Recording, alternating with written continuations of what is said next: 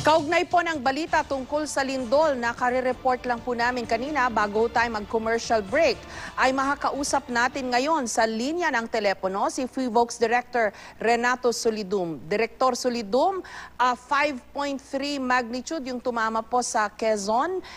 Anything more that we need to know about this earthquake po? Ito pong lindol ay hindi talaga sa Quezon Province ang epicentro kundi sa karagatan. Okay. Ang reference natin ay 92 kilometers northeast ng Humalig, Quezon. Ang Humalig ay isang isla east pa ng Infanta. No? So ibig sabihin, malayo-layo na ito sa kalupaan. Pero dahil moderately strong ang magnitude ng earthquake, ito po'y naramdaman din sa iba't ibang bahagi ng Luzon.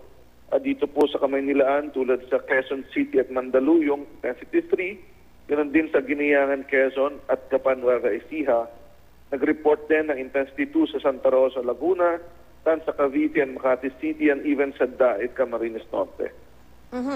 Director, pag sa dagat po ba ang origin nito, hindi ho ba dapat mag-alala rin yung mga kababayan natin na malapit sa dagat? Hindi po dapat mag-alala ang ating mga kababayan kasi yung lindol po ay hindi pa ganong kalakas, magnitude 5.3 lamang. So wala po tayong inaasahang anumang pagbabago ng antas ng tubig dagat o anumang tsunami. Wala pong posibilidad yun. Yung lindol po sa Bohol, for reference, Director, 7 plus magnitude po yata. 7.2 po yun. So that's close to hundreds, many times stronger than lindol dito. No? So close to 1,000 times stronger yung sa Bohol kaysa ditong lindol kanina sa karagatan east of Humalig, Quezon. Opo. Makakaasa po ba tayo ng aftershocks or it's too early to tell kung anong klase ng lindol ito, Director? Yung ganong magnitude na 5.3, pwede namang sundan ito ng aftershock, no? Pero dahil po sa karagatan, baka karamihan naman dito hindi na mararamdaman. Opo. Director, usual po pag sa dagat, medyo nababahala na po yung marami nating mga kababayan dahil alam mo nila may kasunod dito. I-emphasize lang po natin, wala silang dapat ipag-alala kahit sa dagat po ang origin nito. Tama po? Tama yan, Jessica. Wala po silang dapat ipag-alala. Hindi po ganun kalakas yung lindol para magdulot ng tsunami.